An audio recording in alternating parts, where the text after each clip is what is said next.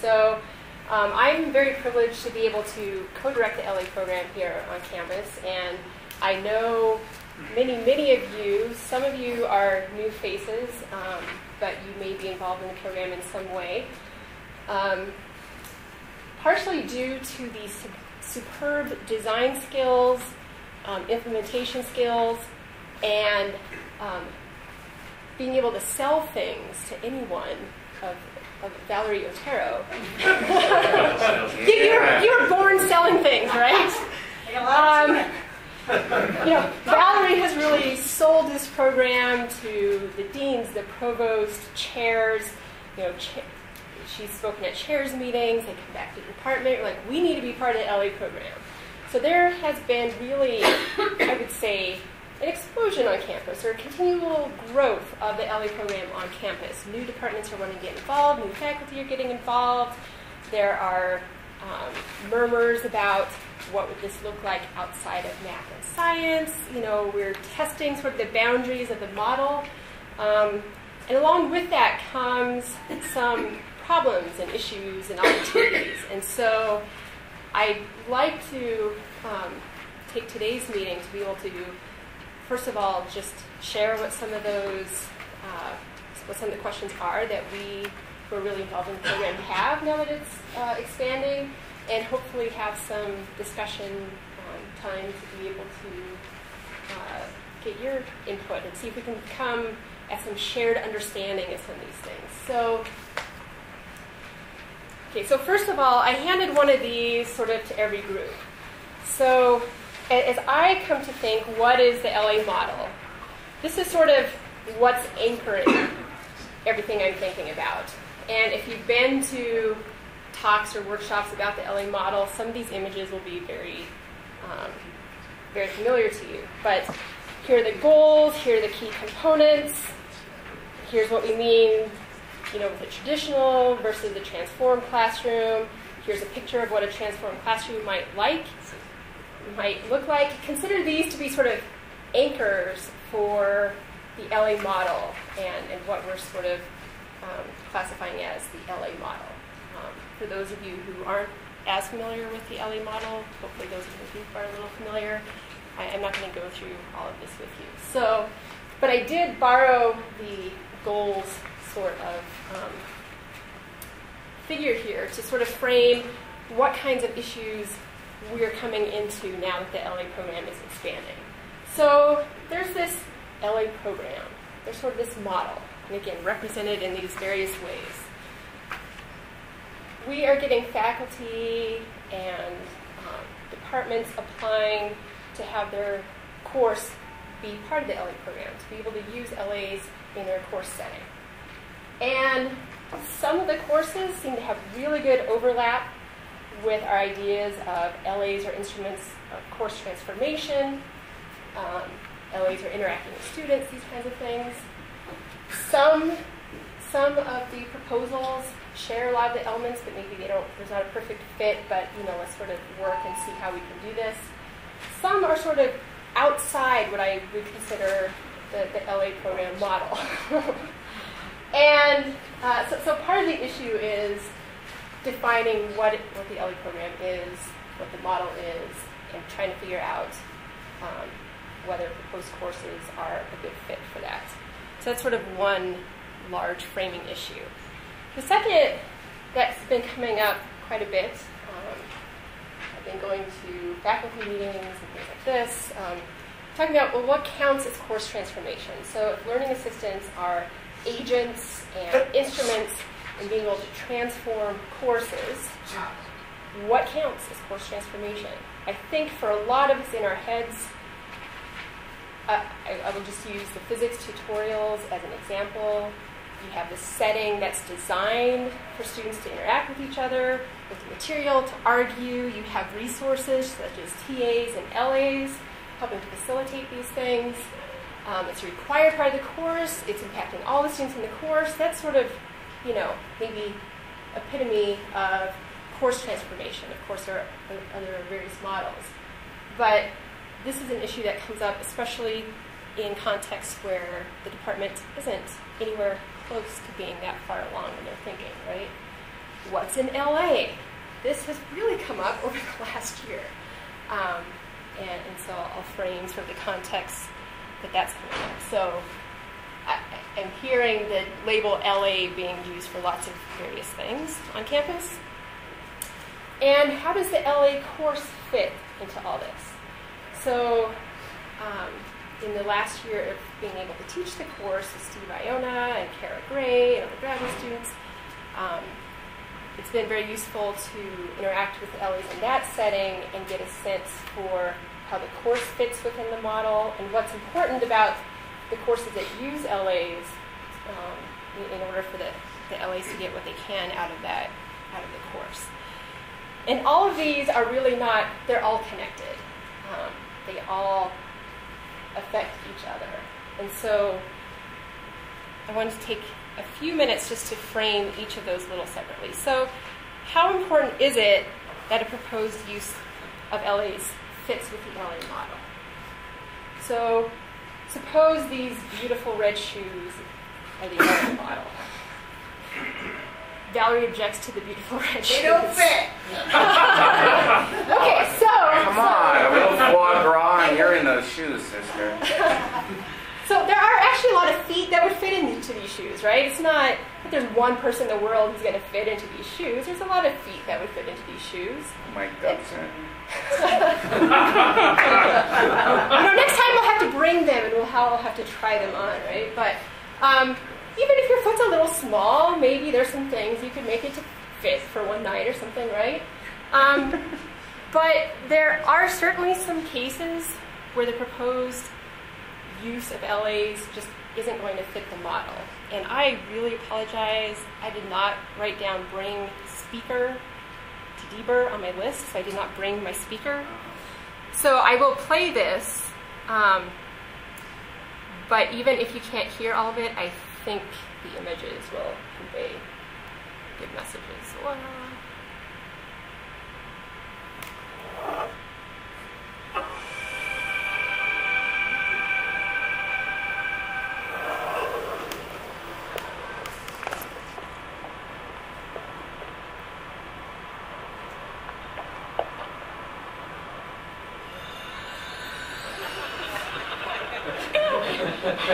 Just for the hell going into the shoe, just angle it a bit more. There is no angle, but don't let me push you away. Just lean in with the shoe. Lean in with the shoe. Lean in.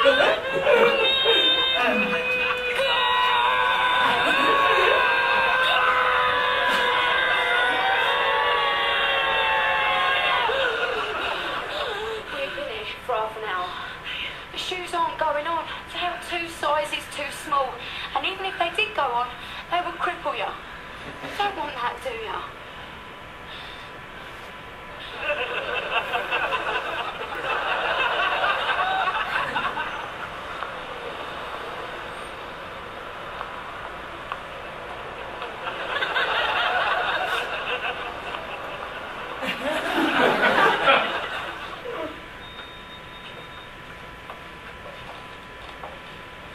Wow, great shoes.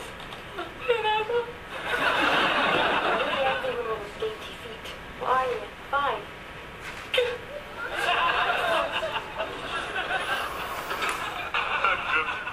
Let's go to the one in the dress hat. All right, so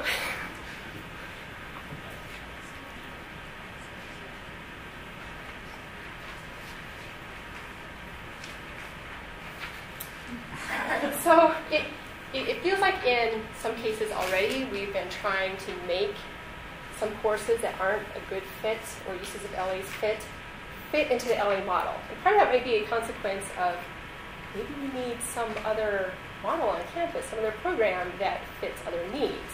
But right now it seems like, again, the LA program, a lot of faculty are applying, want to be part of it. Steve? Are you comfortable talking about specifics? So do you want to give some examples of what you consider to be poor fits? Because I don't know how difficult that is, but if it's possible. I'd volunteer a case. I mean, if we want to talk specifics, or I don't know if that's helpful. Right. Or how far do you want to go?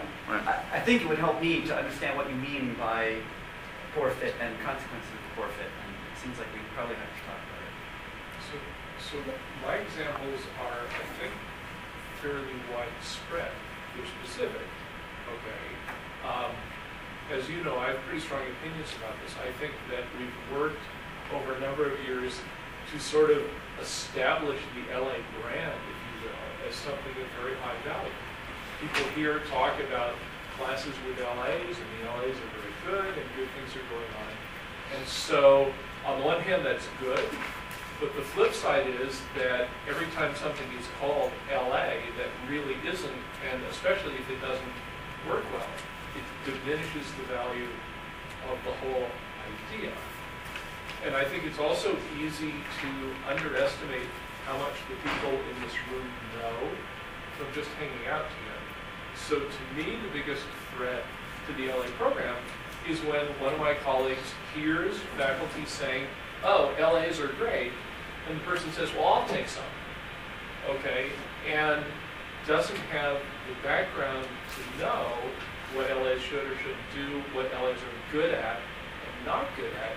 And then if somebody like that goes ahead and, quote, uses the LAs and doesn't have a good experience, then it starts to flow backwards, over the whole program. And Steve asked for a specific example. Do you have one? So a big part of the LA model is LAs facilitating student learning. That has some assumptions with it that they're working with students on a regular basis. And so there have been some courses, and again, since teaching the course with Steve Iona, the LA pedagogy course, there have been a couple times where we make it into week 5 or 6 of the course, and there's an LA or two in the class who come to us and say, I've only worked with one student, I've only worked with 2 students. Meanwhile, we're going along with the class, giving them assignments and such, assuming that the LA is working with students to help their learning.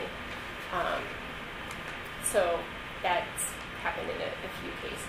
Are those classes where working with the LA is assigned voluntarily? Why are the numbers so low? So, I mean, in some of those contexts, yes, the LA is used in an optional help room sort of environment. I'm curious, are LAs used in physics in any cases in optional ways? Yes. Yeah. And people come and... Well, I mean, it depends what you mean by optional. The LAs themselves are never optional. We consider them full people. But we can't offer, we can't mandate that the students attending the class go participate in LA-led sessions. They're voluntary additional recitation sessions. But we create a culture whereby the students really So should. LAs have been used in some physics classes that do not have a recitation or a lab associated with the course. And in most of those classes, the LAs are then sitting in the lecture, so they are involved with students doing quicker questions and activities. But often, then their primary outside of class activity would be some optional help session. So we have had setups like that. But We have it in the 5-man too. And it sometimes takes us a while. So, for example, in our 1340, I just bribed the kids and said, if you attend 2 sessions before the first test, then I'm going to add these points to your homework grade. Well, now they're coming pretty regularly because they found out. After that first exam. But I had to bribe them to get them to realize that it was going to help them. let me emphasize just there, the point is that those kinds of activities, these optional activities, if we put it that way, are far more demanding for the LAs themselves and for the instructors who are supervising. There's greater demand on the LA supervisor, the instructor of the course. You have to do what Mary's done, create structures to make sure that your LA time is valued. I tried the LA for the math class. The first time I did it was on a voluntary base, meaning that if you participate, you will get maybe a couple of extra credits. If you don't, no harm. I found maybe 50% of the students perhaps participated once or twice. This semester, I have put it mandatory with a 5% grade, and the subject that I put for the LAs is there. They know what they're supposed to be doing, but the students don't seem to be interested until the last minute when they go and participate for a little bit, and that's it.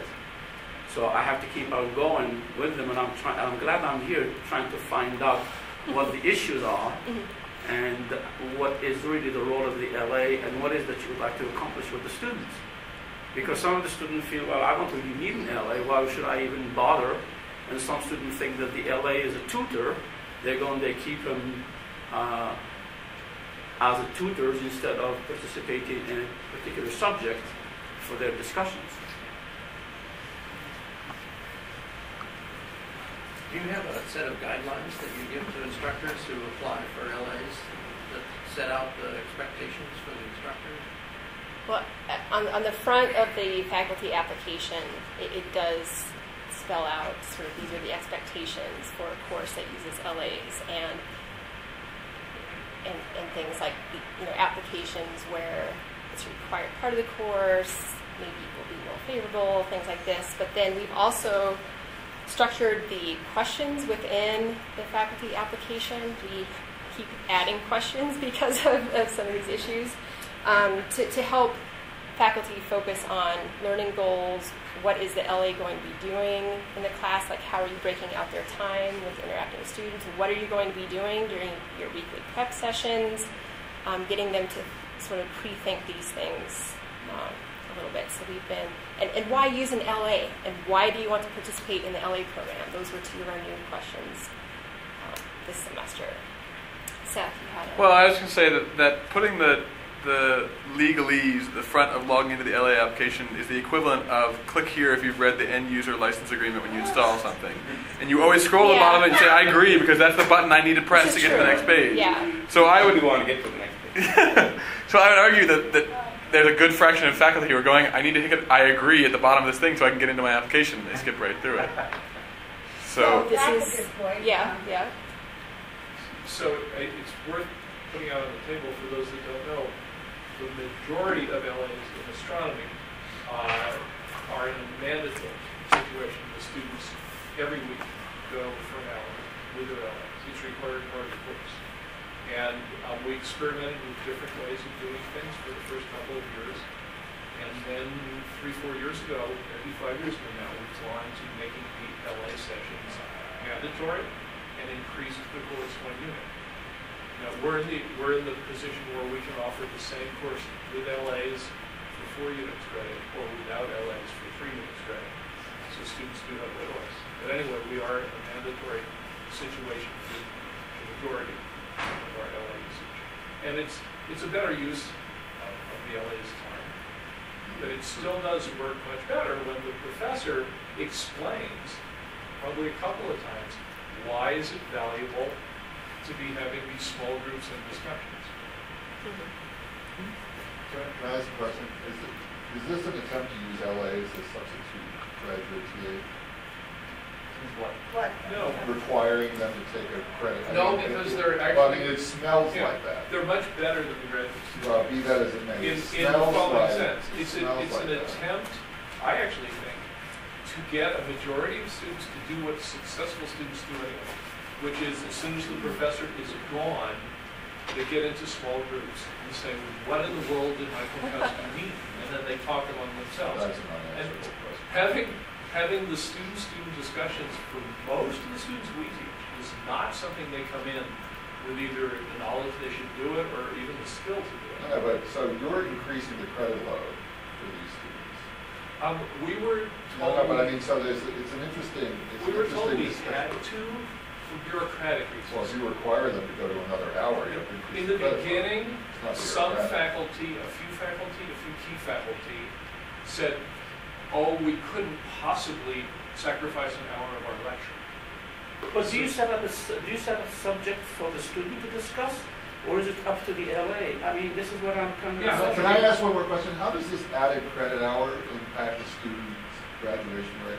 I mean, you're actually adding a burden to the student that wasn't there before. No, you're adding a credit. It's the same Same course. value in MCD, Mike. I know, I completely disagree with that. But it's not required. Right. So Well, but see, then it's not a credit. But see, that's not a. This is a different situation. MCDD has a. It's 4 units. It's kind of similar, and that's why I bring it up. And that there's a post-seminar class the students can take. Right. They want the extra credit, and they don't have to. But that was because we were concerned about credit hours. But with free choice, approximately comparable numbers of students choose the 4 credit option, and some choose the 3 credit so option. they have an option. But that's all the LA is to help the student who is enrolled for 3 credit hours to do better, to learn more of the outcomes, and not give them an additional extra credit. I mean, they have to do a good job with the 3 credit hours, and have the LAs, we're helping them do better to achieve that goal. Can I suggest that this isn't a conversation that we're going to answer here, nor do we need to.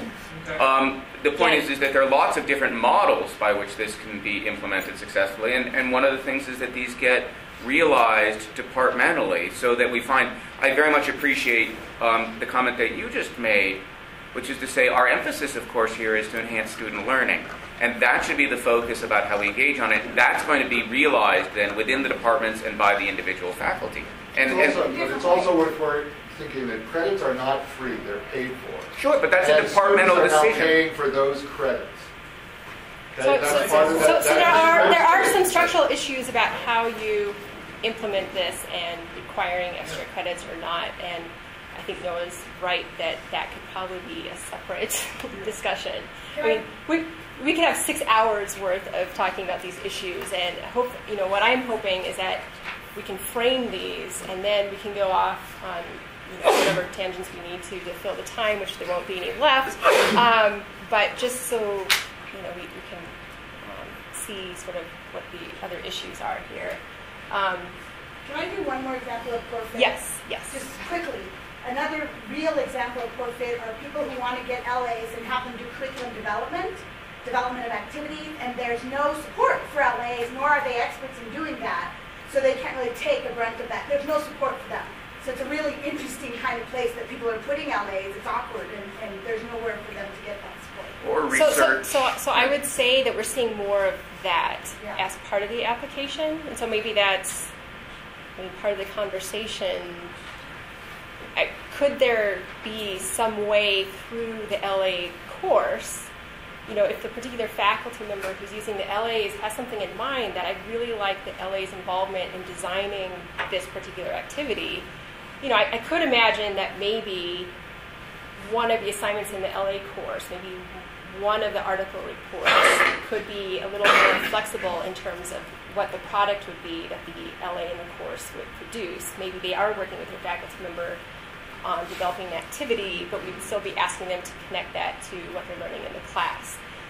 That might be one idea. We could donate a whole section to people who are in curriculum development and help them throughout the semester, if we wanted to go that way as a community. Right, yeah, there's different ways we could go with that. And I just wanted to make a point here, the consequences for a poor fit. We saw the mangled toes. Ben, my husband, told me I needed to remove that image after a few seconds. I would just like to quickly argue that for the faculty using the LA's consequences of a poor fit, I don't know if there are that many consequences. And many times they're getting their papers graded, there's someone there to answer questions and drop room help room hours. For students in the class, they may be oblivious whether it's really impacting them or not. But for the LAs, it really does impact them. They are not interacting with students. They are not doing some of those things. And then for the program, I think that also starts to communicate things about the program that aren't true. So, there's another serious consequence for the program, and namely it's a fixed time. And so if people are removing slices for inappropriate uses, that means less slices for appropriate yes. uses. I do think, we are stewards of the LA pie, right? And so if someone has taken a slice that could have gone to someone else who had a better use, we really do need to protect it. All right. So another issue is what counts as course transformation. So again, we're getting these proposals in about how faculty want to use LAs next semester. And upon reading some of them, I'm guessing some of us would say, well, that's not really any sort of big idea. That's not a big course transformation. How are LAs really going to impact that? So this really comes up in those large introductory courses where there are very few resources. They don't have recitations or labs. they might have one TA assigned to the course that has 500 students in it. So how do we work with those courses and faculty towards course transformation? So are we going to expect faculty and departments to make this huge leap? And if we sort of don't see that in their application, we sort of turn them away? Or can we, as long as we sort of see progress towards this course transformation idea, as faculty are applying, are there ways to work with that? So I guess both from my work with the Science Education Initiative and in my role with the LA program, it kind of seems like it matters where the faculty or departments are starting from as to what counts as course transformation.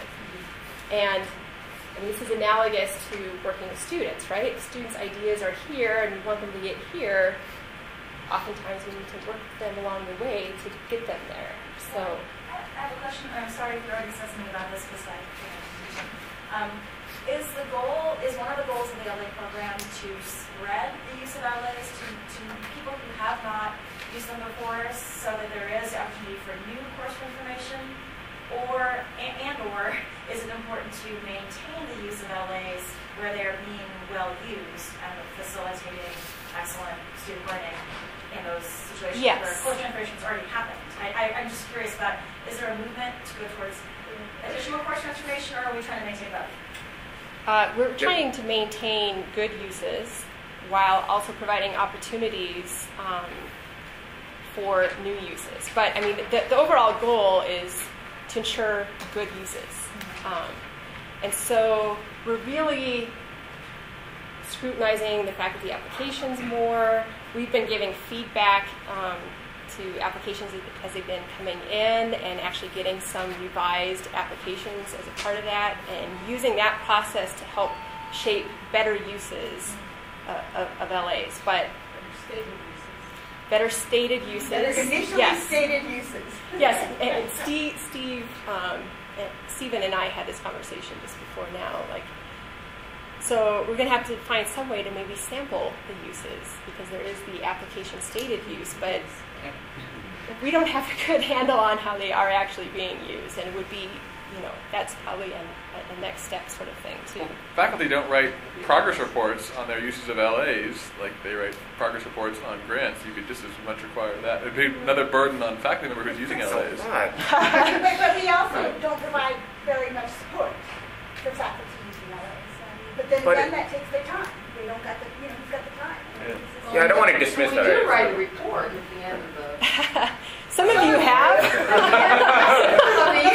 writing reports. Well, but not always the faculty member who's using the LA is writing the report. Right. Well, but that faculty member who writes the report has to talk to the people who are using the LAs. Otherwise, how are they writing the report? Right. So I have two suggestions, and they're both very hard to. Okay.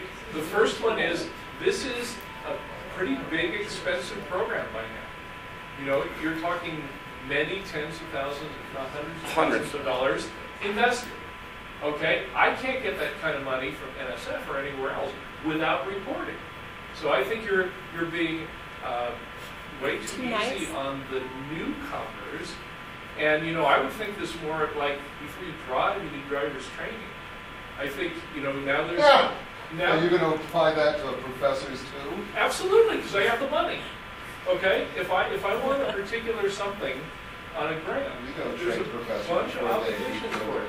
The other reason for doing it, though, is it's just a normal thing that anything that spreads to a wider usage base, like training trainers when you're trying to run workshops, diffuses the initial message.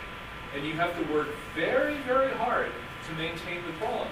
So something of this size ought to have somebody whose job it is, 10 hours a week, to be dropping in on classes and having our own internal assessment of how well we're doing. And I mentioned the faculty application before, and at least this semester that does seem to be a vehicle for upfront thinking about how we'll be using LAs. And honestly, looking at the applications coming in. The faculty who are using them for the first time or new at using them submitted them earlier than everyone else, and which provided us an opportunity to give feedback to them. And I was really impressed by the thoughtfulness of a lot of those applications as well.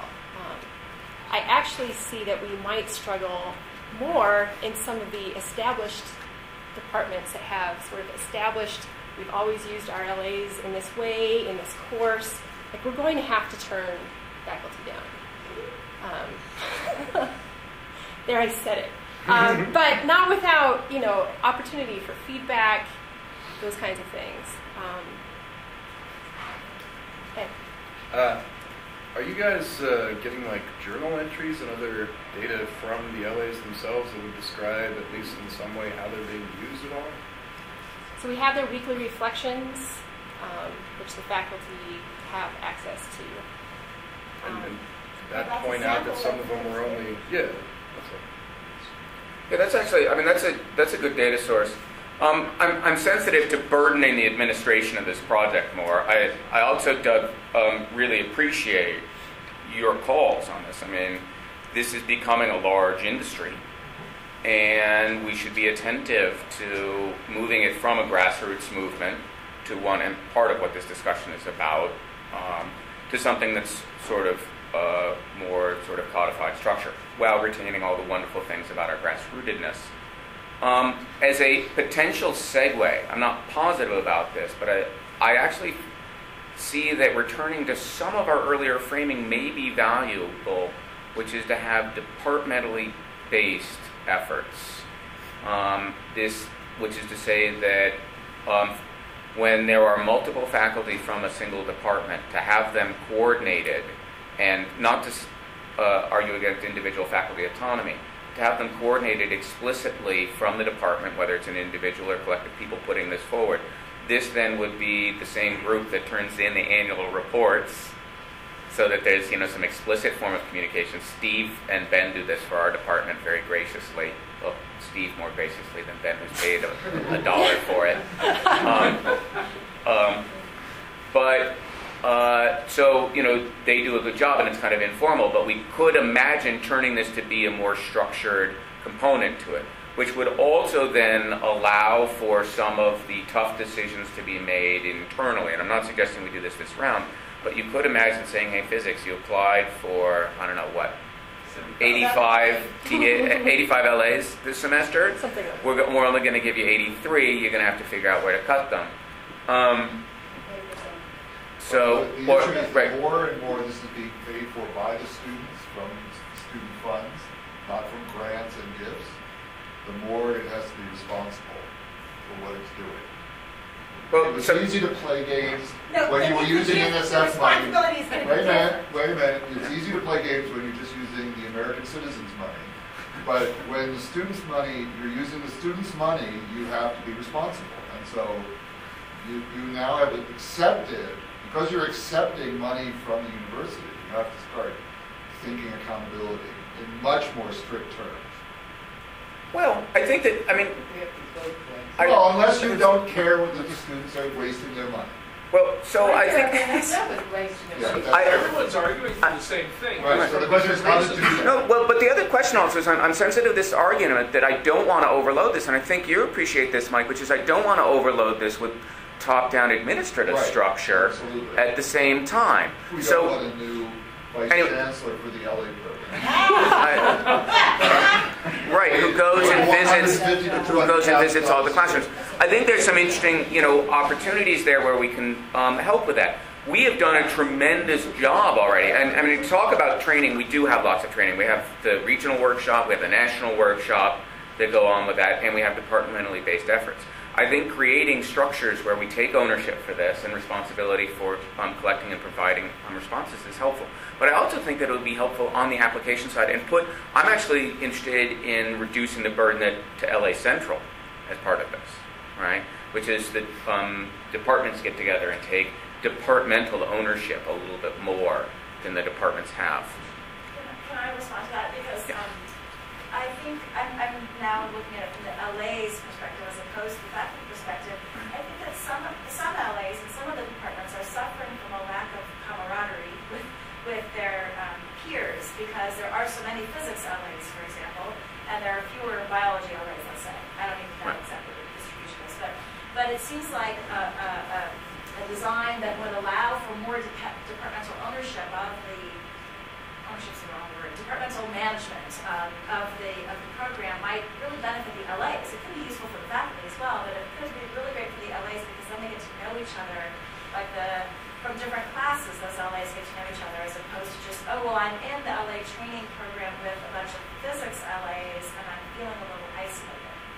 And we do need ways to share ideas, because there's lots of good things going on in different departments, and so, like, to address that, I know within chemistry, this was taken on by one of our chemistry LAs who thought it was important to get all of the new returning LAs from Gen Chem and physical chemistry together, just to have an LA-only session. They could talk about whatever their issues were, and develop that. That depended on a really great single chemistry LA person who wanted to do that. There's no structure for supporting that yet, I don't think.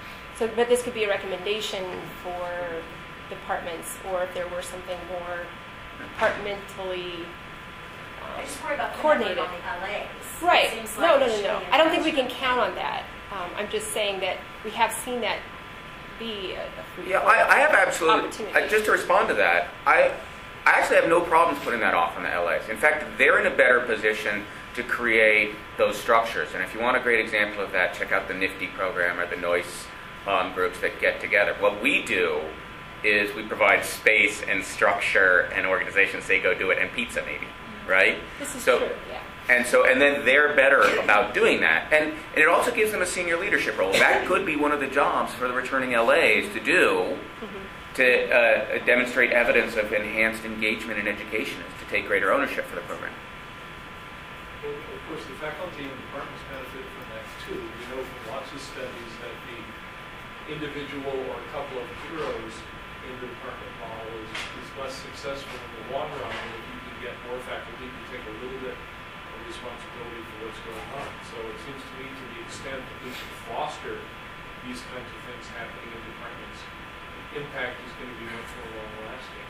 So I guess I'm in favor of your little hops model, especially if more than, say, 2 people in the department do all the hopping.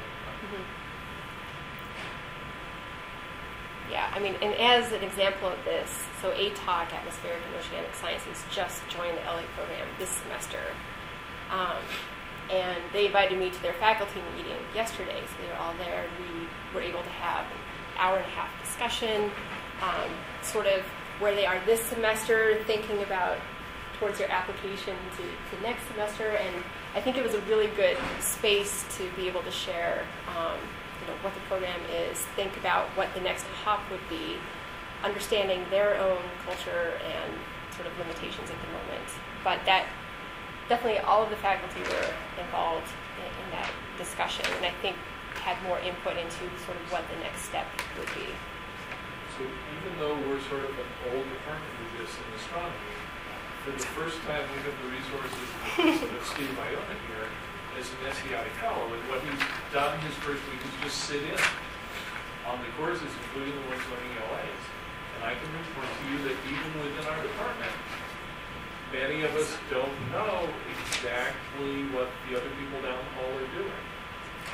And so to the extent that not only the LAs share with each other what's working and what's not, but there needs to be a mechanism maybe for a faculty member to find out, gee, Seth did that with the LAs, and the report is at work. Oh, cool.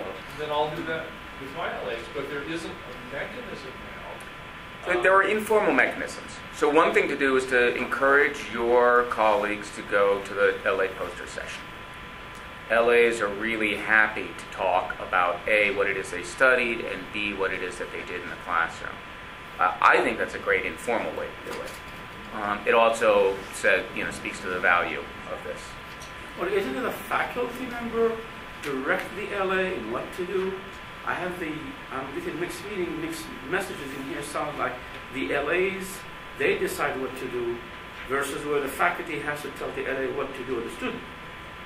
Am I Well, correct? there's the way it's supposed to work. Well, You're supposed to meet weekly with the LAs. yes. And decide what's going to happen. Exactly. But the It's degree, not always going on. I think the other message is that the degree of conscientiousness varies from place to place. Exactly what you said should go on. I think it often goes on, but I'm not sure to what extent we require. But our LAs might have auxiliary ideas, such as, oh, let's pull together, like that's what the chemistry department did when they pulled together all the LAs, the returning and the new ones, to have that LA session was additional to what was already going on with the faculty and the LAs.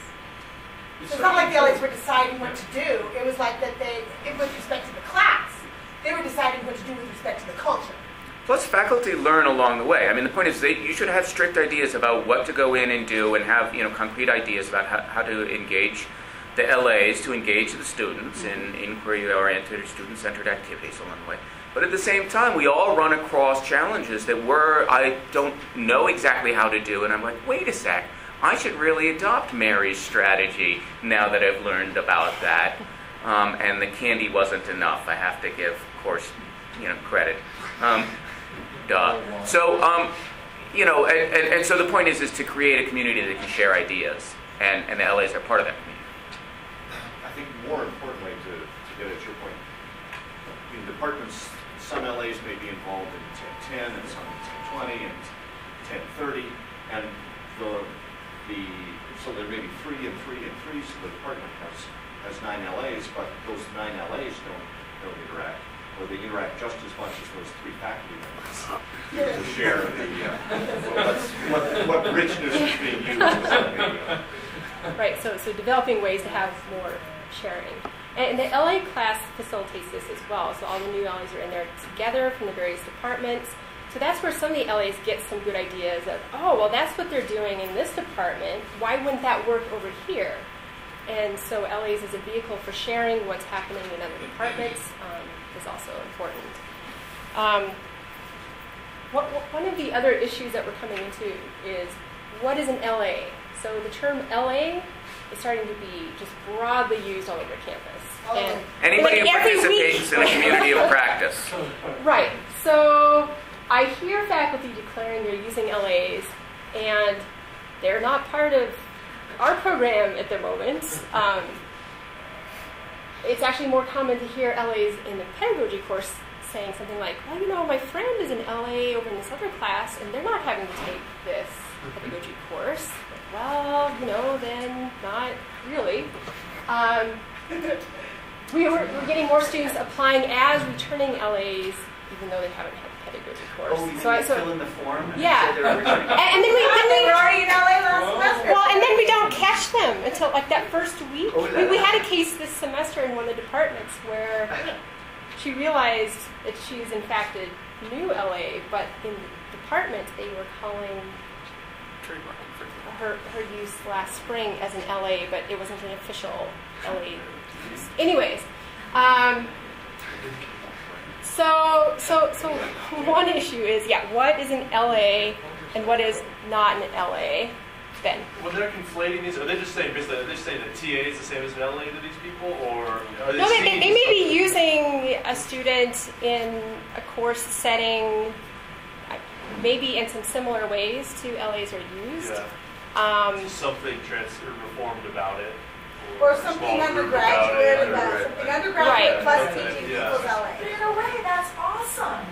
Okay, Right. I understand that you want to control what LA means, but the idea that faculty are like, ooh, I see an opportunity here to have an undergraduate help me with my course and get something great out of it and potentially help the students as well. That's fabulous if people are taking the initiative. I understand. Right. No, that's quality control is in place. But People are paying for faculty, not undergraduates, to teach them. Now, if you were to tell people in Colorado that that's a great idea that undergraduates are teaching my students, they might not be impressed. So actually, let me be on. I'd like to differentiate both of those and have some evidence for it.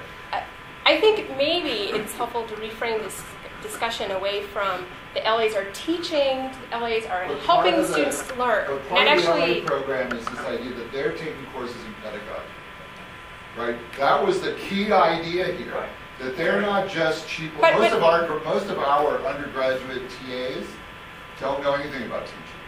Okay? They never took a course in it. They never demonstrated any proficiency at it. I mean, you're running on a very slippery slope here. When people send their kids to school, they're paying tuition, increasingly high tuition, for faculty to teach their students, not for undergraduates. So tell me what teach means. So when the LA program was based on this pedagogical foundation, it was justifiable. And so to be in LA, they are taking this learning. Except for they're taking the pedagogy. So what's happening is some departments are trialing the use of LAs, but calling them LAs along the way. Are they trying the use of LAs, or are they just doing cheap graduate? So, Mike, I think you're objecting to exactly what Laurie is, although it sounds like you're fighting. The point is we're trying to brand LAs. Other people are calling it that. Let's focus on what we're doing. Let's not focus on what other people are doing. Let's have a shared understanding of what LA means. Let me give you some specific evidence of the danger. Okay, Colin Wallace just finished his PhD, first astronomy education PhD. He developed tutorials, and his tutorials doubled the learning of students. It's great. Then he took his tutorials and spread them throughout the country. And the same tutorials doubled the learning in many classes and made no increase in learning in other classes. Now, none of those faculty got any instruction at all in using this improved way of teaching. And so it seems to me that the pedagogy is pretty obvious. The pedagogy is absolutely critical. You shouldn't be able to call it the right name of an improved course unless the pedagogy goes with the rest. So I think that we can all come up with an operational definition of what an LA is, but the current state of the matter is that throughout the campus and throughout the nation, LA could mean almost anything. Now, I do want to point to one other situation that is true, is there may be a department that has a person who's particularly skilled in the pedagogy, and that they themselves can deliver, I don't mean to use that word, but they themselves can run a full LA program, and they're not taking our LA course. One can imagine a situation like that. So the definition does become a little bit tricky. What are the critical components, and how do we police that? I hate to even use the word police, to make sure that the LAs are getting the appropriate experience. What if we just focused on our program rather than what other people are doing, though? Because the other people are calling in this campus, because people are applying to be returning LAs when they've never been what we would call an LA. Right. So that's I understand that. I think first what will be helpful in responding to that, at some level that's a PR, policy, and political issue. I think what will be helpful in addressing that is for us to identify what are the core principles of what is an LA by our definition. I'm sure, exactly. And so I think we can agree to that. And I'll start by emphasizing the L in LA and then the A in LA. We could have a cheer by and then other people have already pointed to pedagogy training of some sort. Right. And this is a question running internationally as well at universities who have a peer-led team learning model and other models of peer instruction.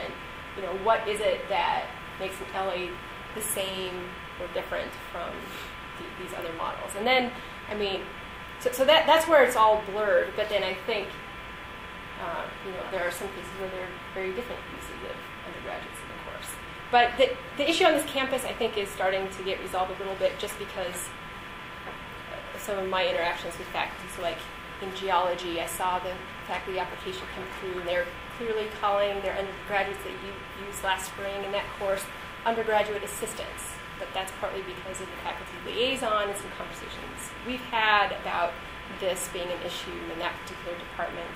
And so part of that is just having the conversation of branding the LA. Jenny, did you have? Well, it might also be interested in perhaps learning a little bit organizationally from the UTeach people, because they've had to expand way more the read expanded, right? And when they first came to campus, at first I thought they were like incredibly rigid. You know, they were not very flexible, not local grade. But then I got to thinking managing like 10 different campuses. And if you want to have any coherence, the bigger you get, it seems to me, the more you have to sort of have standards. Which is what we're working on at the national workshop. We have a session devoted to this kind of issue nationally. And I would say there are more nationally, and Laurie, you can correct me, and Stephen, there are more LA programs running nationally than there are UTeach programs. Wow. But they're grassroots programs, and they're funded through their own, they're not funded through any central location, so we can't put any, what do you call it, like reporting stuff on them. It is more of a grassroots kind of effort, and they're getting funding from NSF, they're getting funding from DOE, they're getting funding from APS. And so there was a lot to that before, which I'd like to try to restate, because I think it was an important point that may have got misconstrued, is that you can have people doing things that aren't exactly in LA, and as long as that undergraduate is being mentored and is providing an excellent learning experience for the people they're working with, that is a good thing. And so you might have situations where people aren't part of an LA program, but they want to try to recreate part of that experience for undergraduates in their department, and they're hiring them. I don't know how they're hiring those undergraduates, how they're paying for them, but if they're guiding those students and helping those students help other students learn, that's a good thing. That was absolutely. I'll just point out that the justification to have graduate students teach people is because they're helping the students, where in fact we're supporting the graduate students. So it's very easy to misconstrue the outcome of such an intervention if it's in the best financial interest of the institution. Well, and also there's no better rumor mill that I personally experienced than faculty rumor mill. Okay, and so if there is some screw up that someone calls LA, that really propagates. So I had some of Mike's worries. You know, unfortunately we can't trademark them. But on these two separate issues, I mean, when you talk about the teaching assistant or graduate teaching assistant who's taking a course and teaching it with the permission of the department, is completely different from having an undergraduate student hanging out in an office, helping other undergraduate students. Those are two different issues. The kid who's paying for tuition and assuming that the professor teaching the course instead of a graduate student, that is the issue of the department in the school. In LA, it's different. In LA, is helping the students, undergraduate students, to meet those outcomes, those learning goals.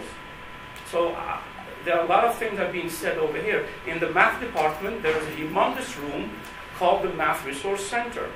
And there are graduate students, and there are undergraduate students who have done very, very well, that are being paid by the department to help the student at any time with their math problems. Those are also could be called LAs, but they have nothing to do with this LA program. And that's an interesting issue because remember, the department doesn't get money out of nowhere. That's the students' money. Regardless where the money is coming from. Let's just keep that in mind. It depends what it is that you are calling an LA. It's the students' money. So if those people are effective, if the math department is taking responsibility for them, so you have to make a demonstrable claim that it's in the best interest of the students because the students are paying for it. Can we focus on what we're talking about? We only have a couple of minutes left. I would love for us to talk about those people who have to leave should be able to leave without concern for anything right now, and then we'll continue. Well, right. I'd love to have this topic at another meeting when everyone can be here too. Well, and maybe we chisel out one of these things to focus more on. I mean, I just... These issues have been placed on the floor. Yeah. No, everybody has personal answers, but the community does not have an answer. And we would like, I think, to head towards kind of what do we all think as a community as far as what the answers to these questions are. And I don't think we know. I certainly don't know. I mean, maybe Laurie knows, but I know what I think.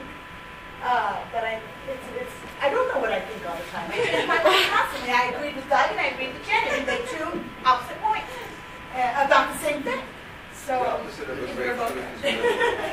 it is worth realizing that the program is changing in a substantial way. It's now moving from grant support to institutional support, which means that You have to be it stewards of has the pie. responsibilities now to the students directly.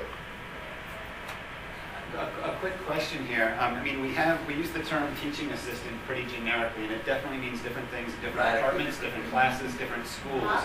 Is the term learning assistant too generic in that other people are starting to use it like teaching assistant? And do we need to create, perhaps, just to throw an idea out there, something more specific like CULA or something along those lines, which then we can brand and have more quality control thrown onto it? Yeah. But I think those definitions exist already. Usually when we say teaching assistant, it's usually a graduate student who's working for the department, doing recitations, or perhaps doing some low-level math courses. And LAs are used in terms of learning and assisting students to learn. But that's not all LAs are. In your department. And that's in your department. You're even saying usually this is how. Yeah. But we're trying to create a very specific. What is a teaching assistant in the biology department? They might not have recitations. Isn't he a graduate student teaching something? They might be grading, helping? they might be grading. Just be In LA, he doesn't have to be a graduate student. In the math department, for example, there's a room where there are courses, where students go and take a table. This is Math 1012. This table is Math 1071. That table is 1081. That table is 2300. And you have students that are basically specialized, and they are more helping the student in an area where the student is very, very comfortable. So this student who is very good in calculus, he will be hanging out by the table that is having student that comes and needing help in 2300. But I imagine that if we looked at what teaching assistants are in every department on campus here alone, let alone across the nation, we would see drastically different uses of how what a teaching assistant is called versus what they actually do. So this is what we need to figure out. And so that's why I'm saying the same thing. Is learning assistant too generic? Like teaching assistant is very generic. We couldn't take the name teaching assistant and say teaching assistant means these 7 things or these 5 things. But isn't this what we have defined in here in LA? We have a definition for LA, definition of teaching assistant. Right. So we need to make it more specific. Just an idea to throw out there. Yeah. So, what do we do next? What do we do from here? Keep talking about these things? Well, we have a choice. We could schedule another meeting, which would be probably a good idea. Yeah. I think that would be a good idea. One thing that would be nice also, though, is to have a straw outline to respond to, on this, a framework, so based on, if a few people were willing to get together and say, this is what it means, these are core principles of what does it mean to be in LA. The other thing is we could turn that around and give that as a guide to new faculty, maybe even new LAs. In this, we have a bunch of that, and there's, in this community, there's huge collective wisdom on that. The idea would then be to externalize some of that. To answer these 4 questions, I think it'd be great. And what about LAs for online courses? Have we looked at that? We have LAs for online courses. I haven't heard anything. I'm just asking. So I actually have. I mean, we just started them. I don't know what's going on. Well, you're teaching something this semester, right? Yeah. Yeah. And the way I was using LAs is, I'm hearing things in here completely different from what I was doing. So I actually have a clarification of an application for using LAs in an online ATOC course. Should we take a few minutes and look at this? And I think it's too late, but I think it would be very nice to present that, because I can imagine, I'm worried about the distinction between LAs as teachers and LAs as learning assistants. And it is all too common in university systems to actually think that students should fund everybody's pet project, and that it's okay to have graduate students teach courses, and it's okay to do it's all okay to make financial compromises with the students' money. And so I'd love to know what that looks like, right? Because I can imagine LAs in online courses being great. I can imagine them being cheap labor. So, I can imagine sweatshops, and I can imagine really interesting interesting interaction. The LA on the online, if I may just give you what I say, for example, the LA on the online, what they do is they have to be in touch with the students during the week when they have a particular topic that they have to encourage students to discuss it and help them learn it, period. They are not there to help them solve their problems or do anything except for that particular topic, for that particular session of 7 days or 10 days. And they're supposed to be keeping those students in the conversation and talking about how... And that sounds great. And that's what it is. So that sounds great. So they're not tutors, again. For defining a TA and a LA and a tutor, these are not tutors. So LAs have a specific role to do for a specific job. Right, so I think this is great, and these are great examples, and I'm sure that ATOC clarifications are also great examples of these generalized principles that we do know that we can externalize to say these are the principles about the learning assistants. They focus on learning, they assist students in the practice of learning, they engage in their heavily supported in a pedagogical course as well as supervised by a faculty instructor. We can have a bunch of lists of they're not there to get your laundry or to mow your lawn, unlike our graduate students.